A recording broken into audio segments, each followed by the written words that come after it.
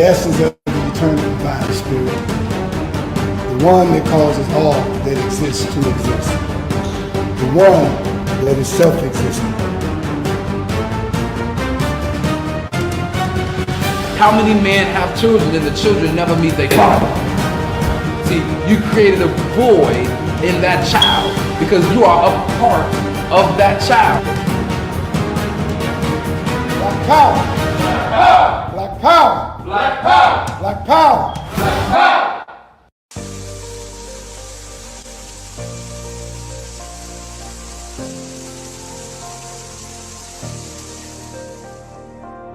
Are you feeling fatigued and can barely make it through the day without some type of caffeine? Are you on a journey of healing your body but need a little help? Then alkaline water is what you really need. Alkaline water has many benefits. Alkaline water can help restore pH balance in the body. Consuming beverages such as soda and coffee can make your body acidic. Did you know that too much acid in your body has been linked to an anemia, heart disease, obesity, diabetes, autoimmune disease, chronic pain, and other chronic conditions like gout and arthritis? Those who use alkaline water have reported increased energy levels, clearer skin, reduction in inflammation, better digestion, and many other health benefits. I've used alkaline water for years, and it's been instrumental in sustaining my health when I was diagnosed with sarcoidosis. Are you ready to take responsibility for your body's health? If the answer is yes, then our alkaline water is just what you need. Bring your own bottles. It's only $3 for each gallon. To place an order or for more information, you can reach us at 773-846-3091. Thank you in advance for your support.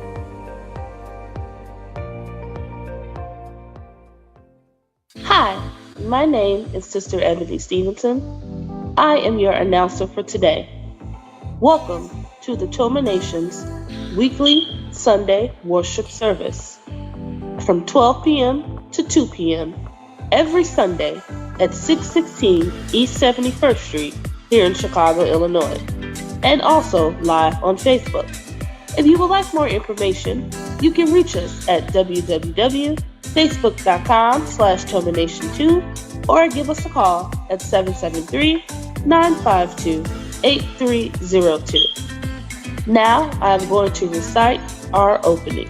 In the name of the eternal divine spirit, the one that causes all that exists to exist, the one that is self-existent, the one who directs the sunships of billions and trillions of years, and the one who made time the seed of the universe, known among the ancient Kemites or Egyptians as Amun-Ra and Aten, among the Hebrews as Ansar, Yahweh, and Elohim, among the Christians as Lord, God, and Jehovah, among the Muslims and Islamic world as Allah, the one God, among the Rastafarians as Jah Rastafari, among the Yoruba tribes of West Africa as Olumare, Eshu, and many other Orisha names. I bear witness that all these names refer to the same one, Almighty Spirit, and it is to that essence which I give reverence and to whom I submit. I boldly proclaim that we, the descendants of those black men and women who survived the transatlantic slave trade, are the Lost 13 tribe, born in North America and are of a Nubian Kemetic lineage. I further proclaim that the blood of all the nations of the earth flows through our veins. I greet you in the ancient but holy words of peace, Hotep, Shalom, Assalamu Alaikum, Habaragani, Alafia, and Ashe. Now I am going to recite the 13 points of what we believe and know. Number 1. We believe and know that we are not to repeat the mistakes of the past prophets and messengers of the Almighty Creator of the heavens and earth. Number 2. We believe and know that we can only establish an economic base through the application of the knowledge of self and the incorporation of the ideologies of the Honorable Marcus Garvey, the Honorable Elijah Muhammad, Mahatma Gandhi, and Ben Ami. Number 3. We believe and know that the prophets and messengers of the Holy Bible, the Holy Quran, and the Kemetic Holy Books were all black. Number 4, we believe and know that Jesus Christ of 2,000 years was and is a black man. Number 5, we believe and know that the knowledge of the Almighty Creator goes beyond books written by the prophets and messengers of the Almighty Creator.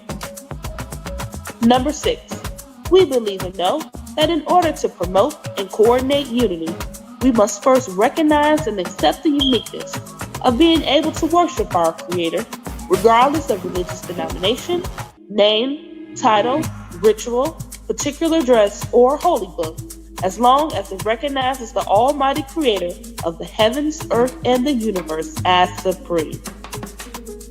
Number 7, we believe and know that it is impossible to tell the truth without exposing the wicked governments of the world. Number 8, we believe and know that the United States government, in collaboration with other European nations, have a denial objective to exterminate dark-skinned people of color off the earth through the act of genocide. Number 9, we believe and know that some of the most effective methods that are being used today are AIDS, birth control, alcohol and drug abuse, vaccinations, gang and domestic violence, systematic elimination of trauma centers, the public school system, and public aid within the black communities of America and the world. Number 10, we believe and know that the last trick that Satan is playing on us is the dividing of us by our religious differences, religious gangbanging. Number 11, we believe and know that the conflict between the various religions are comparable to the conflict between various street gangs within the inner cities of America. Number 12, we believe and know that the war on drugs and gangs is a diabolical plot to disarm the black community of weapons, break up the black family, withdraw our constitutional rights, also kill and incarcerate young black males under the undercover code name April 2029. And number 13, we believe and know that every letter, shape, sound, and numerical value contains esoteric information that completely transcends the specific contextual meaning of the word. Our purpose: to bring about the growth of a righteous community in accordance with the laws of the Creator of the universe, under the leadership and guidance of Brother Minister Raheem Quasad Oxen, to provide solutions to the social and economic ills that plague the communities of urban America. Our goal: to re-educate and retrain youth and young adults to develop positive moral values as an alternative to delinquent behaviors, because you can't rebuild a community and not rebuild the minds of the residents of the community to meet the responsibilities of maintaining the community's image. Our mission: to enhance the economic development of our communities by establishing businesses, real and personal properties, thereby creating jobs and/or entrepreneurship training programs that will reverse the concept of leaving the community to buying back the community.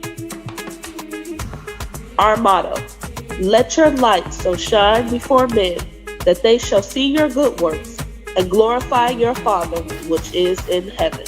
Matthew 5:16.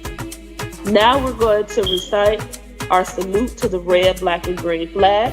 Everyone put your right fist in the air and repeat after me. Here's to this flag of mine, the red, black, and green. Hopes in its future bright, Africa has seen. Here's to the red of it, great nations shall know of it. In time to come, red blood shall flow of it. Historians shall write of it, this flag of mine. Here's to the black of it, 400 million's back of it, whose destiny depends on it. The red, black, and green of it, old flag of mine. Here's to the green of it, young men and women shall dream of it, face shots and shells for it, maidens shall sing of it, waving so high. Here's to the whole of it, colors bright and pole of it, Pleased is my soul with it, regardless of what is told of it. Thanks to God for giving it this great flag of mine. Please keep your right fist raised high in the air as we sing our Black National Anthem.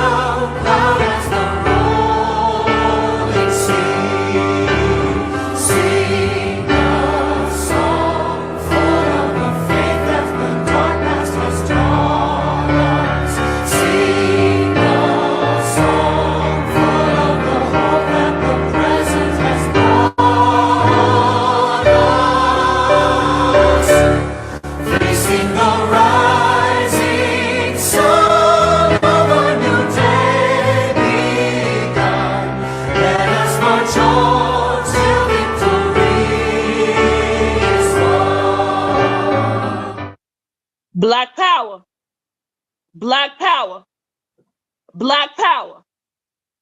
Black power is the power to define, develop, and defend that which is in the best interest of Black people.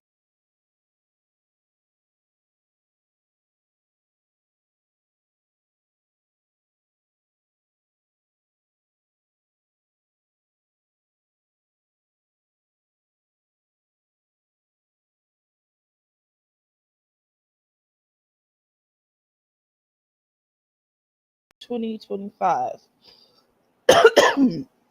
Thank you so much for joining us for our weekly Sunday worship service.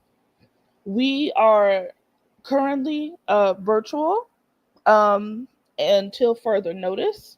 So if you would like more information about this lecture or any of our previous lectures, feel free to give us a call or shoot us a text message at 773-846-3091. We are also currently recruiting members to the Toma Nation. So if you watched our lectures in the past and you've been thinking about, hey, I want to learn more information about the Toma Nation, or I want to join the Toma Nation or start coming to their events, always feel free to shoot us a comment in the chat if you're watching live on Facebook or YouTube, or feel free to shoot us a text or a phone call at 773-846-3091. So today, my lecture title, it's August and it's National Black Business Month. And so the title of my lecture is Seeding the Future with Black Businesses. How many of you know what National Black Business Month is or observe National Black Business Month? Do you observe it as an individual, or do you observe it with your family, your religious institutions, your community organizations, and your community at large, or your neighbors? And so this is something that is very important for us as a people to be able to support our own businesses. But I'm going to start out with our opening. I know that I will not be finishing all of the lecture today, so I will be doing a part 2 on Wednesday at 8 p.m. In the name of the everlasting Father, he that causes all that exists to exist, he that is self-existent, he who directs the sonships of millions and trillions of years, he who made time the seed of the universe, known among the ancient Kemites as Amun-Ra and Aten, among the Hebrews as Ansav, Yahweh, and Elohim, among the Christians as Lord, God, and Jehovah, among the Muslims and Islamic world as Allah, God, among the Rastafarians as Jah Rastafari. I bear witness that all of these names refer to the same one, Almighty God, and it is to him whom I give reference and to whom I submit. I boldly proclaim that we, the descendants of those black men and women who survived the transatlantic slave trade, are the Lost 13 tribe, born here in North America, and are a Nubian Kemetic lineage. The blood of all the nations of the earth flows through our veins. I greet you in the ancient yet holy words of peace, Hotep, Shalom, Assalamu alaikum, Habaragani, Alafia, and Ashe. All right, Ashe, Ashe, everyone. So thank you for joining us for our Sunday, August 10th, 2025 worship service for the Toma Nation. And the title of my lecture is Seeding the Future with Black Businesses. So, what comes to mind when you think of seeding the future with Black businesses? You know, we spent a lot of time in August putting out social media posts about National Black Business Month. There's always a bunch of events and activities to go through for National Black Business Month. But at the end, what are we really doing to see the future for Black businesses today, tomorrow, and beyond? Because you see, we have to understand as Black people, as Black Americans here in America, that August is not a tool just for celebration or observation. It's an assignment. The dollars that we spend, our economic power as Black people, is a sacred stewardship that helps stabilize families. It funds justice and it anchors future generations, not just, buying shoes or cars or these expendable things. When we talk about us being God's chosen people, we're called to build, circulate, and protect value together on purpose. And so, for those of you who don't know, National Black Business Month, which is observed every August, is a time dedicated to recognizing and supporting Black-owned businesses in the United States. It's an opportunity to acknowledge the contributions of these businesses to the economy and to the broader community, while also highlighting the unique challenges that they may face as Black business owners. The month-long observance was established in 2004 by historian John William Templeton and engineer Frederick E. Jordan Sr. So let's talk about economics as worship in action. So when we talk about us being vicegerents of the earth, as we talk about being stewards of the planet, when you connect it to economics, it's about building wealth with a purpose. Because you'll have some people who say money is wrong, money is evil, money is bad. Money is neither good or evil. It's an instrument, it's a tool. And the purpose or the goal of the person that's using it is what makes it bad or good. If you're using the money in a good way, if you're using the money to pay tithes, if you're using the money to support local entrepreneurs, if you're using the money to build generational wealth for your family, you know what I'm saying? Those are good things. But if you're using the money in a bad way to support ungodly things, so then that's the person using the money, not the money itself. Because wealth is not an idol, it's just an instrument.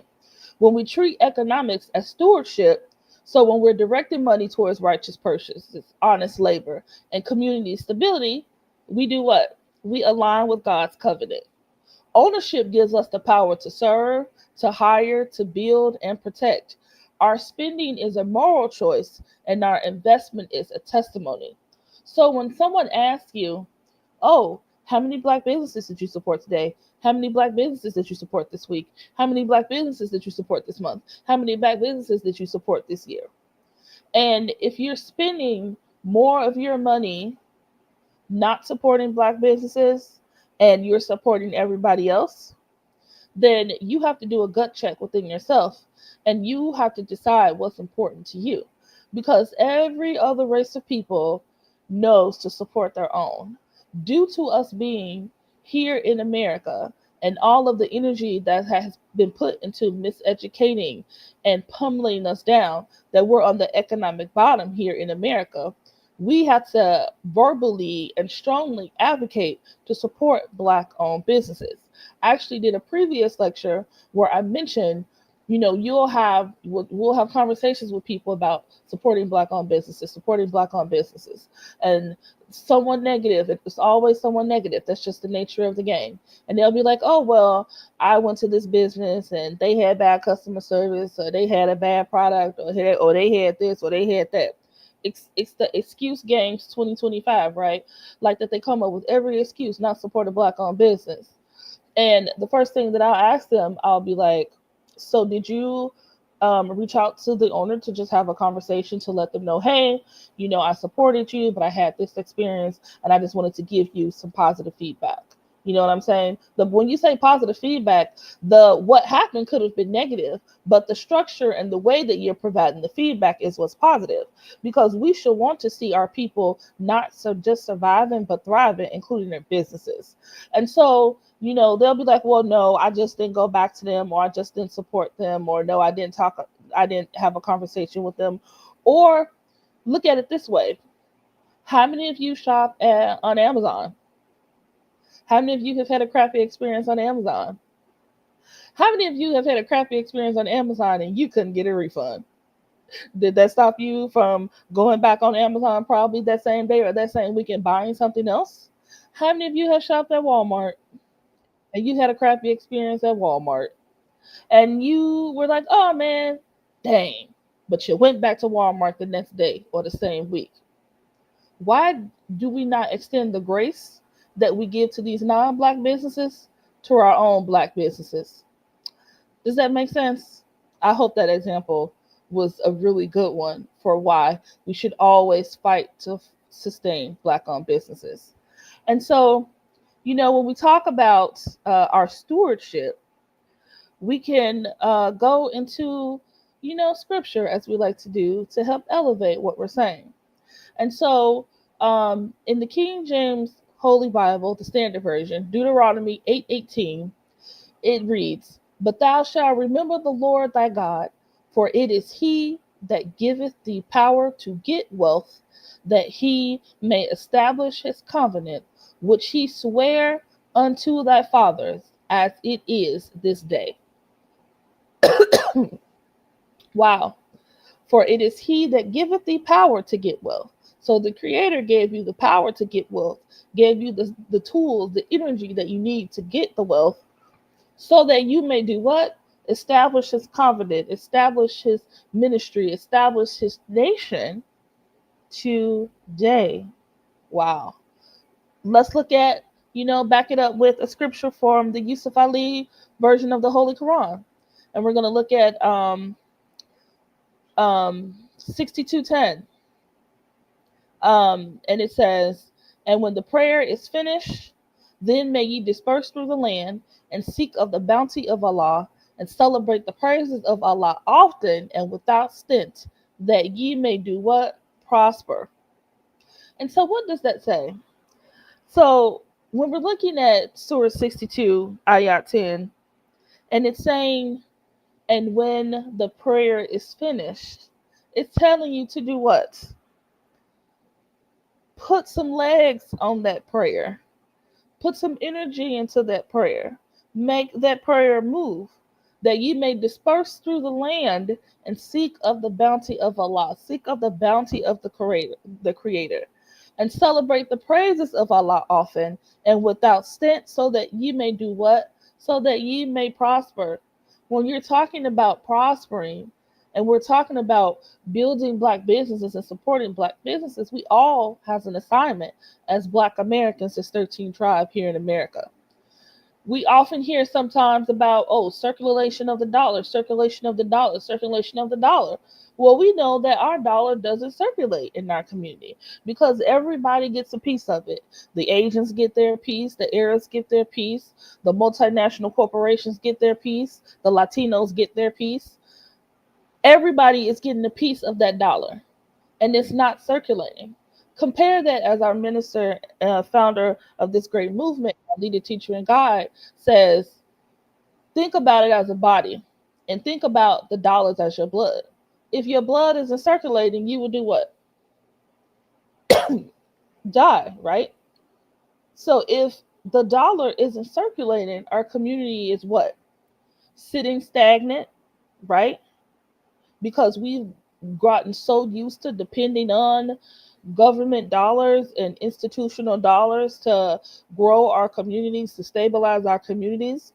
But because our own dollar isn't circulating, our community sits what? Stagnant. You can look around any of our communities across this country, and you'll have the so-called good areas, and then you'll also have the areas that are doing what? Houses are sitting vacant, commercial spaces are sitting vacant. I mean, look at us. We're in Chicago. You can go on any of the what used to be the Black Wall Street districts from 87, 79, 75th, 69, 63rd, and look at, areas where it's empty storefronts, empty houses. And this just creates an opportunity for gentrification for other people to come in and take that wealth out and continue to bring it to their community. So circulating the dollar, we have to look at it, it's like community oxygen. It helps create jobs locally. So when we look at, a situation like the summertime where many youth are looking for jobs, excuse me, and there's not enough businesses to hire them, you're creating jobs. We have a lot of retired folks who are looking to make part-time income and looking for jobs, and they're competing with jobs with the young people with these multinational corporations, because it's not a lot of locally created jobs in our communities, unlike in other communities. Excuse me. Circulating the dollar helps do what? Stabilize storefronts. How many storefronts in our communities are absolutely vacant that can be housing that youth-owned t-shirt business, that could be housing that alkaline water company, that could be housing that bath and body business, that could be housing that hair salon, that nail salon, the eyelash shop, all of those spaces that could be housing a produce mart, a cafe, a shoe store. All of these empty storefronts that are in our community, we need to fix, because you have to look at them as a leak. Leakages drain futures, and circulation funds our future. So every choice to buy black is a small act with generational effects, one receipt at a time. Let's look at the King James Holy Bible. Now look at Proverbs 13:11. Wealth gotten by vanity shall be diminished, but he that gathereth by labor shall increase. Wow. Wealth gotten by vanity shall be diminished, but he that gathereth by labor shall increase. So let's look at our labor. What does our labor show us?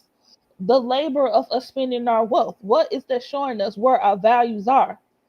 Look at the Yusuf Ali version of the Holy Quran. Let's look at Surah 2, Ayat 261. The parable of those who spend their substance in the way of Allah is that of a grain of corn. It groweth 7 ears, and each ear hath 100 grains. Allah giveth manifold increase to whom he pleaseth, and Allah careth for all, and he knoweth all things. Wow. So if you're spending your sustenance in the way of Allah, that Allah will give manifold increase to you. What does it mean, spending your substance in the way of Allah? What does it mean, spending your substance in the way of the Creator? What does it mean, spending your substance in the way of God? It's supporting Black businesses. It's supporting Black American business, 13 tribe businesses, spending your substance in the way of God, spending your substance supporting other stewards of the planet, spending your substance making sure that those businesses are able to employ people from our community. Does that make sense? I hope it does. And I know that it is 12:51, and I am still just in the beginning part of this lecture. But if you would like more information about this lecture or any of our previous lectures, always feel free to shoot us a text at 773-846-3091. I'm going to continue this part of the lecture until 1, and then I'm going to do part 2 at 8 p.m.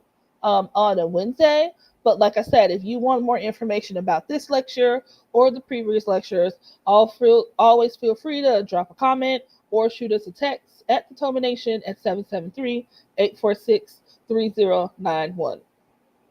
So continuing that conversation, about supporting Black-owned businesses, because I also feel like when we talk about National Black Business Month, and just so that you know, and we've mentioned this plenty of times before, here in the state of Illinois, we observe National Black Business Month in August in honor of the founder of the United Black American Progress Association, Dr. Webb Evans, that was put into action, into legislation by State Representative LaShawn Ford.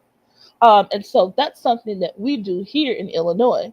So when we talk about, pooling resources, when we talk about collective empowerment, all of these things are supporting the vision of creating a nation here on earth. Can you create a nation without economics?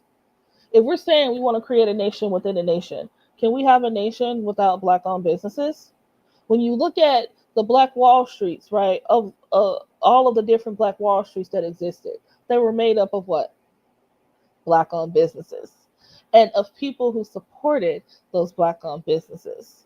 And so we have got to continue that theme where supporting Black-owned businesses is directly connected to our rise. And so let's also continue to look at scripture when we look at the Holy Bible. And just so that you know, anytime I'm referring to the Holy Bible, I'm referring to the Standard King James Version. Let's look at Acts 4:32. And the multitude of them that believed were of one heart and of one soul. Neither said any of them that aught of the things which he possessed was his own, but they had all things in common. They had all things common. Think about that. Building a nation. Focusing on building a nation within a nation. Being of one heart and one soul to build the Creator's kingdom here on earth. That is what we must strive for. And think about it. It also said that neither said any of them that all of the things which he possessed was his own. That the things that he's possessed, whether it was land, whether it was intellectual property, any of those things was his own, but that they had all things common, because it was all things common because they were all focused on building the nation here within the nation on earth. Let's look at the Holy Quran. And once again, when I refer to scriptures from the Holy Quran, I'm referring to the Yusuf Ali version.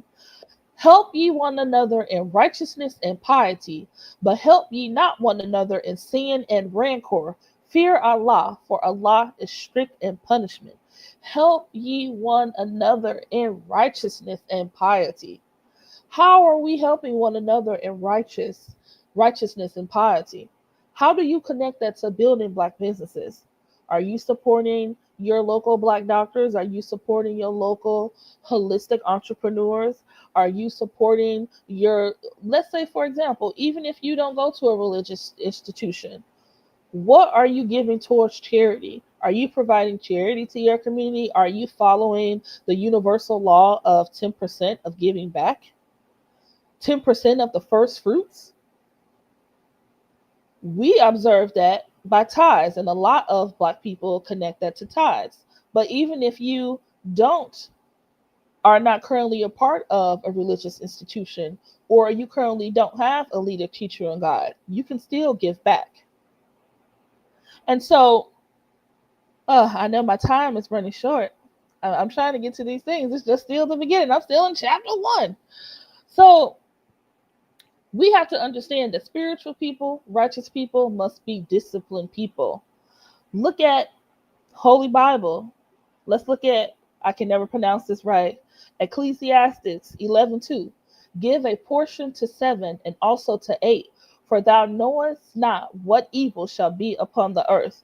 Let's look at the Holy Quran. O ye who believe, when ye deal with each other in transactions involving future obligations in a fixed period of time, reduce them to writing. Now think about it. Write it down. That's also dealing with business. It can even cover, when you're talking about in transactions, it can even cover in that piece that I said about if you had an experience with a Black business that wasn't positive. You can shoot them a text, or you can go on their website. And I have not seen a website yet that sells products that doesn't have a way for you to leave a comment or send a message that you can say, hey, I had this experience and I just wanted to share it with you, because we're still about growing and supporting these businesses. So looking at that, we have to look at supporting Black businesses as an assignment. And so that covers everything for like real estate. Are you a property owner? Was your real estate broker Black? Was your appraiser Black? Was your home inspector Black? That's something you have to ask yourself. Did you think about that when you went through that process? Or if you're a renter, is your landlord Black? If you're a property owner, who cuts your grass? Is it a Black-owned business? If you have a plumbing issue, who comes out for that? Is that a Black-owned business? If you have a roof leak, who comes out for that? Are they a Black-owned business? Do you see where I'm going with this? You have multiple opportunities and multiple choices to support Black-owned businesses. And I mentioned this before. Look at Dr. Claude Anderson and the roadmap that he gave us with Powernomics. And he wanted us to, build our own verticals, from production to distribution to retail to media. And that includes finance, education, policy, and data. That he gave us an assignment, and he told us what would happen if we did not complete that assignment.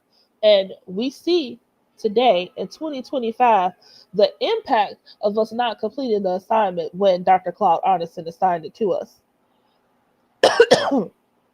Let's also look at, when we talk about examples of Black-owned business owners. I've mentioned before, S.B. Fuller the book is one of our prescribed readings. And look at the roots of S.B. Fuller, how he started out in poverty and came to Chicago and was able to build one of the biggest Black businesses of the 20th century. And so the key to S.B. Fuller's his rise and his success was that he created trained sales systems. I believe Minister Yahshua talks about this all the time, about having a Black business. Like, if you have a Black business and you don't know sales, you're not going to succeed. Someone has to know sales. Like, the sales is the key to success. Somebody should, our First Lady, Sister Makita, is when she talks about putting something on the shirt. We need to put that on the shirt. Sales is the key to success. And S.B. Fuller proved that trained sales systems can create wealth. He had his employees using scripts. They were coaching them. They had territories. They had weekly accountability. They were very rigorous in the sales system that they used, and they were able to turn that around to make that business successful. If you're a Black-owned business owner and you're watching this, do you have a trained sales system? Do your employees have scripts? Are you coaching them? Or do you have territories divided up to say, hey, this is my area, and we're not going to stop, marketing or advertising in this area until we gain a certain percentage of the market value of this area? That's something that we have to think about. I just threw that in there for Black business owners. But then it also goes to consumers. If you're in the area, let's say you're in South Shore, or you're in Inglewood, or you're in Chatham, or you're in West Inglewood or Grand Crossing, have you said, hey, I live in this community, I've lived in this community for X amount of time, I'm going to make it my goal every month, to support 10 Black businesses in this community, 15 Black businesses in this community, 20 Black businesses in this community. It's not a hard lift, people. It could even be, hey, that youth that's selling snowballs, I'm going to support that business. That counts. That Black-owned restaurant, like I've been going a lot to Eat to Live, I'm going to support that Black-owned business. That, it's summertime. What do you hear a lot of going down the block? That Black-owned ice cream truck. Oh, I'm not going to support that other one that come through the block. I'm waiting for the Black-owned ice cream truck to slide through. I'm going to support that lemonade business. I'm going to support the watermelon sellers, the black-owned watermelon sellers that are selling watermelons from the South that we see on Stony Island and on Ashland, and on some of the other commercial streets, selling the watermelon. I'm gonna support that. I'm gonna get my watermelon from them. I like hair products. I like shampoo and conditioner. I'm gonna get these products from a black-owned business. We have a black-owned business that I can't think of her name, that sells an amazing hair oil that I know myself and other members of the Toma Nation gets our hair oil from her. So there's always an opportunity for you to support black-owned businesses. It doesn't have to be a huge purchase. It could be, hey, I'm gonna go to the Culture Connection and I'm gonna buy some alkaline water, or I'm gonna go to this black-owned business and I'm gonna get 20 rolls of tissue, or I'm gonna get 20 rolls of paper towels, or I'm gonna get some black-owned toothpaste, or I'm gonna get some body butter or some body lotion, or all these things that you can go out your door almost and see a lot of black-owned business selling some of these products. And so at the end of the day, we don't have any excuse.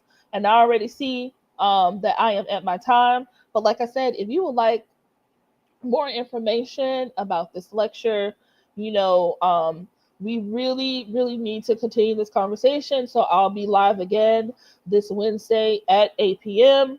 If you want more information in the meantime, drop us a comment or feel free to shoot us a text at 773-846-3091.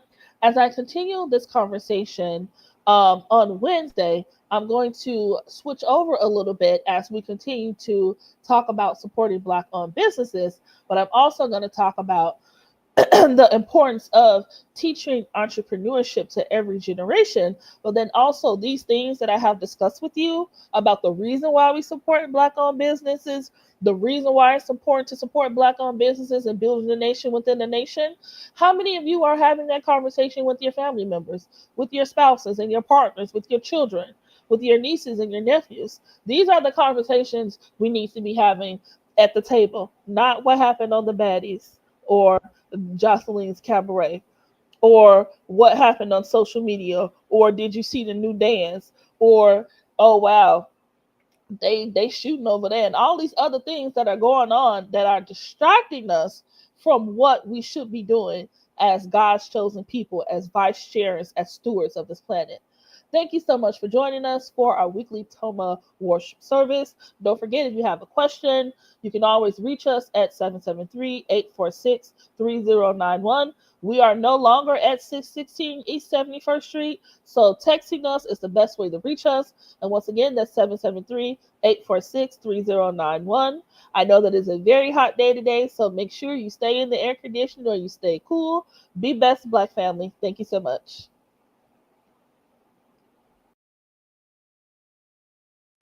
Service. We invite you and your family to join us live every Sunday at 616 East 71st Street at our new time from 12:30 to 1:30 p.m. and on Facebook from 12:30 to 1 p.m. If you have enjoyed what you have heard, please feel free to support us with a monetary gift on Cash App at $TOMANATION. Once again, that's $TOMANATION. This will conclude our live stream. The message you have been listening to will continue live here at the Toma headquarters. We thank you, Black family. See you next Sunday. Black Power. This is the eternal divine spirit, the one that causes all that exists to exist, the one that is self-existent. How many men have children and the children never meet their father?